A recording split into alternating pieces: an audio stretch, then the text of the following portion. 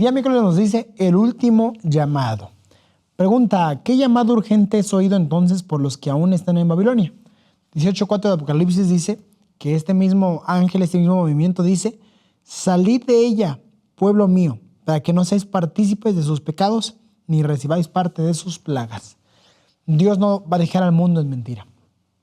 Dios no va a permitir que el mundo siga sumiéndose en maldades y en cosas negativas. Él mandará ángeles, así como lo hizo con Lot.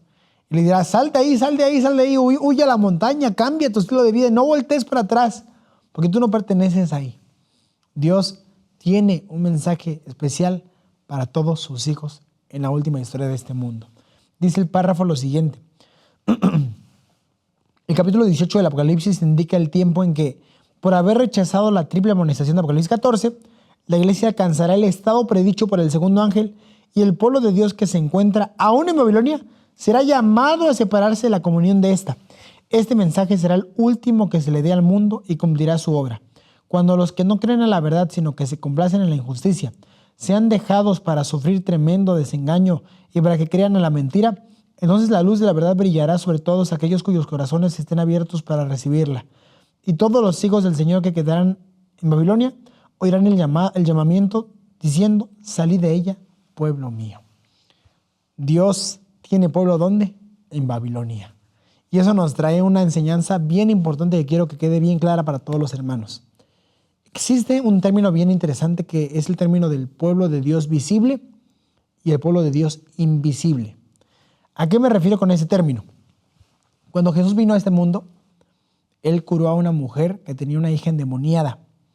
Y ella venía de la región de Tiro y Sidón, una región cananea donde las personas sacrificaban a sus hijos a los ídolos, donde tenían costumbres completamente diferentes, donde ofrecían incienso a dioses ajenos. Pero esa mujer escuchó de Jesús. Y a pesar de que no sabía todos los mandamientos, a pesar de que no conocía todos los principios de Jesús, y que posiblemente aún continuaba teniendo costumbres que en su ignorancia para ella eran normales, llegó con Jesús con mucha fe pidiéndole auxilio para que su hija fuera sanada. Y la Biblia dice que aquella mujer con tanta fe se arrodilló ante Jesús. Jesús al principio rechazó el milagro, pero después la sanó y esa sanidad fue tan grande, tan buena, tan bonita, que los discípulos se quedaron sorprendidos. ¿Cómo una mujer que no es parte del pueblo de Dios puede tener esas bendiciones? Pero es así como Dios actúa. Jesús sabía que los privilegiados eran los discípulos y los judíos. Y ese era el pueblo visible. Aquellos que por nombre y por estructura, desde nacimiento, ya tenían como que un conocimiento base que los hacía especiales. Pero estaba un pueblo invisible que nadie conocía, que mucha gente ignoraba, pero que Jesús sí los amaba y los conocía. Cuando vino esta ovejita de un redil completamente diferente, Jesús la amó. No solamente ella, tenemos a Cornelio, un romano. Los romanos daban incienso al César. Los romanos tenían dioses completamente diferentes a lo que los judíos tenían. Y aún así, cuando Cornelio llegó con Jesús, la Biblia dice que Jesús hizo un milagro para con él. ¿Por qué? Porque a Jesús lo que le importaba era la sinceridad con la cual el corazón se acercaba. Ellos no conocían toda la doctrina, ellos no conocían todos los mandamientos, pero querían conocer a Jesús. Y el amor que tuvieron con Jesús fue suficiente para que Jesús les dijera, tú tienes una recompensa positiva y por eso tienes un milagro. Entonces, queridos, que se nos quede bien en claro este significado. Existe un pueblo de Dios visible, que guarda los mandamientos, que tiene la fe de Jesús, que tiene un nombre, que tiene un título, que es una iglesia establecida, que son caracteres de personas que adoran y aman a Dios. Pero también existe un movimiento que ama a Dios con mucha sinceridad, que ha dado todo por Él, que mismo sin conocer muchos mandamientos y muchos principios, la poca luz que tienen, ellos son fieles por completo.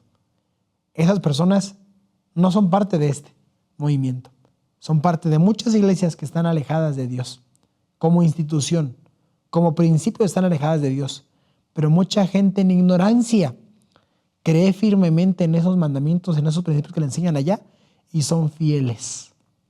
La Biblia dice, aquel que es fiel en lo poco, en lo mucho lo va a hacer.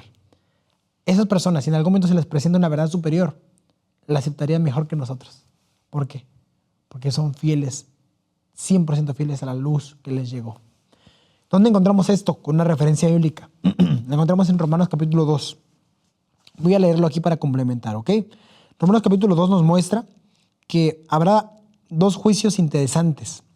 Un juicio para las personas que conocen la ley y otro juicio para las personas que no conocen la ley. Vamos a leerlo. Dice aquí, Romanos capítulo 2, versículo 12. Porque todos los que sin ley han pecado, sin ley también perecerán. Y todos los que bajo la ley han pecado, por la ley serán juzgados. Entonces aquí nos presentan dos tipos de personas. Las personas que no conocen la ley, y dice, los que no conocen la ley, sin ley van a morir. Y dice, pero la gente que conozca la ley, los 10 mandamientos, los principios divinos, la luz de Dios, bajo esa ley van a ser juzgados. Entonces, ¿qué define el juicio de Dios? El conocimiento. Si hay un católico fiel, un católico que sirvió a Dios en su esfera, en su conocimiento, y que nunca conoció lo que nosotros tenemos, y muere así, él va a ser juzgado de acuerdo al conocimiento que tiene. Y tú y yo también. Entonces hay gente que va a morir sin ley y hay gente que va a morir con la ley. Y dependiendo la vida de cada uno, va a ser juzgado de acuerdo a la luz que ellos tienen. Siguiente versículo, dice así. Porque no son los oidores de la ley los justos ante Dios, sino los que hacedores de la ley serán justificados. Versículo 14. Porque cuando los gentiles, ¿quiénes son los gentiles? Las personas que no tienen ley, las personas que no tienen nuestra luz. Dice así, porque cuando los gentiles que no tienen ley hacen por naturaleza lo que es de la ley, estos, aunque no tengan ley, son ley para sí mismos. ¿Por qué dice esto? Dice, hay gente fuera, en el mundo, gentiles, que no tienen el conocimiento, pero viven como si lo tuvieran. Ahora, ¿por qué razón viven como si lo tuvieran? Versículo 15. Mostrando la obra de la ley escrita en sus corazones, dando testimonio su conciencia y acusándoles o defendiéndoles sus razonamientos. Hay gente que tiene la ley escrita en sus corazones, que no matan, que no mienten, que no son orgullosos, que no son egoístas, porque la misma conciencia les dice que está mal.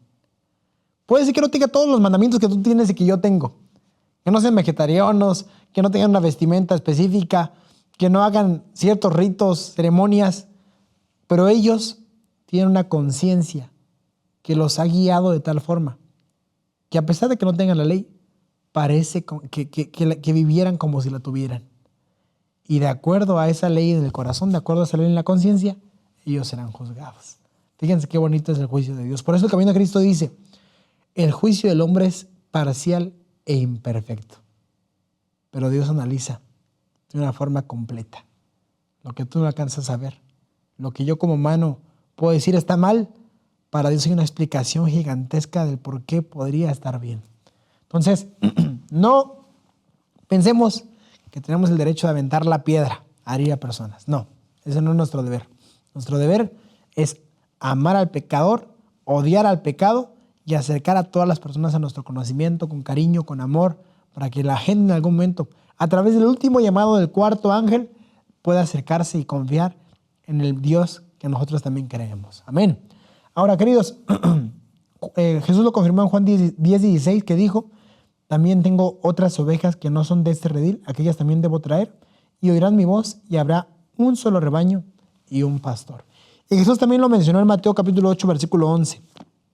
Le dijo a los fariseos y a la gente que los rodeaba lo siguiente, y os digo que vendrán muchos del oriente, del occidente, y se sentarán con Abraham e Isaac y Jacob en el reino de los cielos. Mucha gente que no estaba en Israel, mucha gente que no era parte del pueblo judío, Jesús les dijo, mira, habrá sorpresas, muchas sorpresas.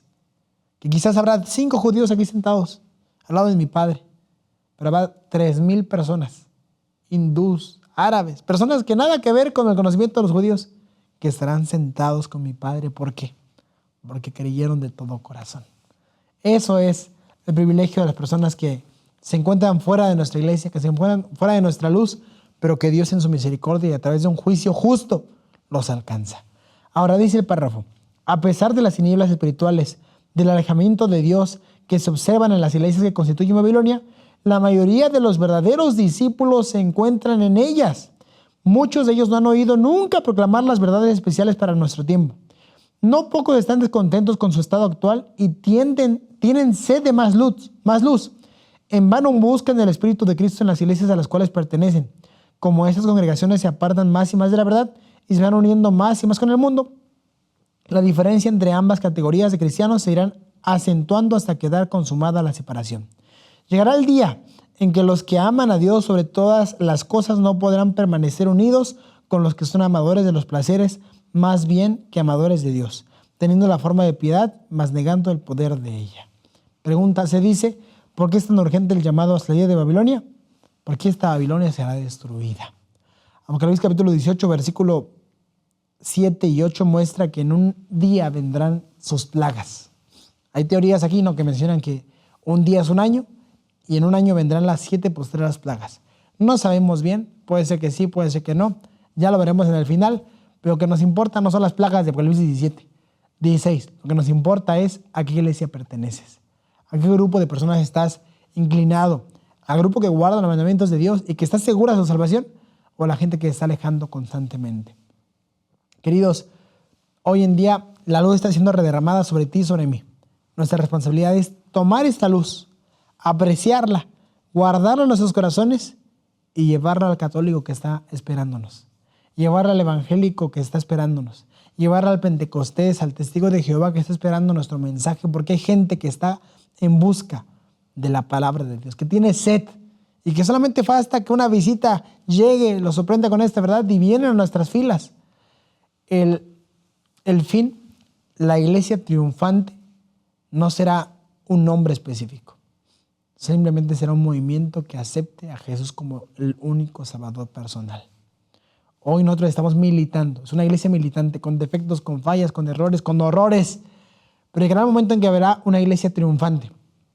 Esa iglesia triunfante será la iglesia del amor fraternal. Una iglesia que estará unida con Cristo y que reinará con Él por la eternidad.